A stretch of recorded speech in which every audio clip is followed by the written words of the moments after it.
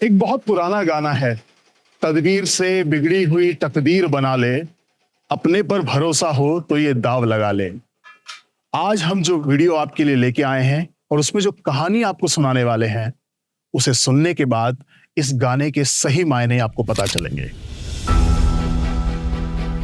आजाद भारत में सन 1948 में एक कंपनी की स्थापना होती है जो 1948 से लेकर 2024 आते आते बहुत सारे उतार चढ़ावों से गुजरने के बाद, चैलेंजेस को फेस करने के बाद और अपने प्रोडक्ट्स में नए समय को ध्यान में रखते हुए बदलाव करते हुए आज देश की, भारत की टॉप कंपनीज में शुमार हो जाती है।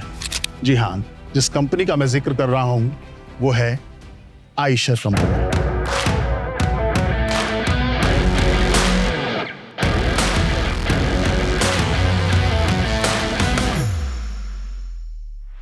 कमर्शियल व्हीकल मैन्युफैक्चरिंग के सेक्टर में Eicher company heavy duty vehicles, light duty vehicles, medium duty vehicles सभी तरह के प्रोडक्ट्स का निर्माण करती है। अगर आज की बात करें तो आयशर के प्रो सीरीज के 58 से ज़्यादा रेंज भारत के मार्केट में मौजूद हैं और आपको सड़कों पर हर तरफ दौड़ते हुए नजर आते हैं।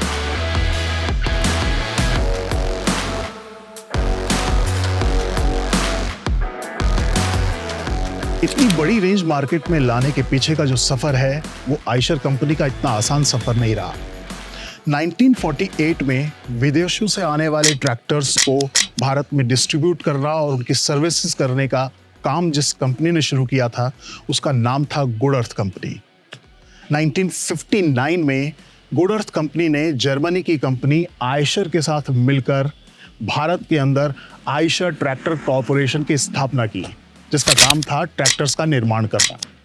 शुरू में इस कंपनी के सारे शेयर्स जो थे वो जर्मन्स के पास थे, इसलिए वो कंपनी जर्मन कंपनी कहलाती थी। लेकिन 1965 आते आते इसके सारे शेयर्स भारतीयों ने खरीद लिए और तब ये बनी भारत की स्वदेशी कंपनी। और उस वक्त इसकी कमान हाथ में ली विक्रम लाल जी ने, जिन्होंने इसको नाम दिया आयशर मोटर्स। 1994 में आयशर कंपनी ने बाइक बनाने के सेक्टर में कदम रखा और बहुत ही जल्द कंपनी ने भारत को दी एक सबसे पॉपुलर बाइक, जिसे आप और हम सब रॉयल एनफील्ड के नाम से जानते हैं। कंपनी का यहाँ तक का सफर बहुत अच्छा जा रहा था। कमान आ गई थी सिद्धार्थ लाल के हाथ में। 15 बिजनेस सेक्टर में कंपनी मौजूद थी, पर फिर शुरू हुआ स्ट्रगल का समय। कंपनी का बिजनेस चरमराने लगा, मार्केट में डिमांड कम होने लग गई। सिद्धार्थ लाल ने तय किया कि वो अपने 15 बिजनेसेस में से 13 बिजनेसेस को बेच देंगे। उन्होंने 13 सेगमेंट्स को बेचा, जिसमें एक सबसे बड़ा सेगमेंट था ट्रैक्टर, और कंपनी ने सिर्फ मोटर बाइक और ट्रक के बिजनेस में ही फोकस किया।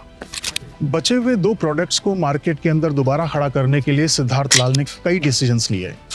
तो पूरे भारत की डिमांड को ध्यान में रखते हुए कंपनी ने अपने प्रोडक्ट्स के अंदर मेजर चेंजेस किए और उनका ये डिसीजन बहुत ही जल्द सही साबित हो गया। शुरुआत में कंपनी सिर्फ ट्रैक्टर्स और उसके पार्ट्स बनाया करती थी, और थोड़े समय के बाद कंपनी ने शुरू किया लाइट कमर्शियल व्हीकल्स बनाना, यानी कि आप कह सकते हैं हल्के फुल्के माल ढोने वाली गाड़ियां। 1982 में आयशर कंपनी ने जापान की कंपनी मित्सुबिशी के लिए इस तरह के व्हीकल्स बनाए।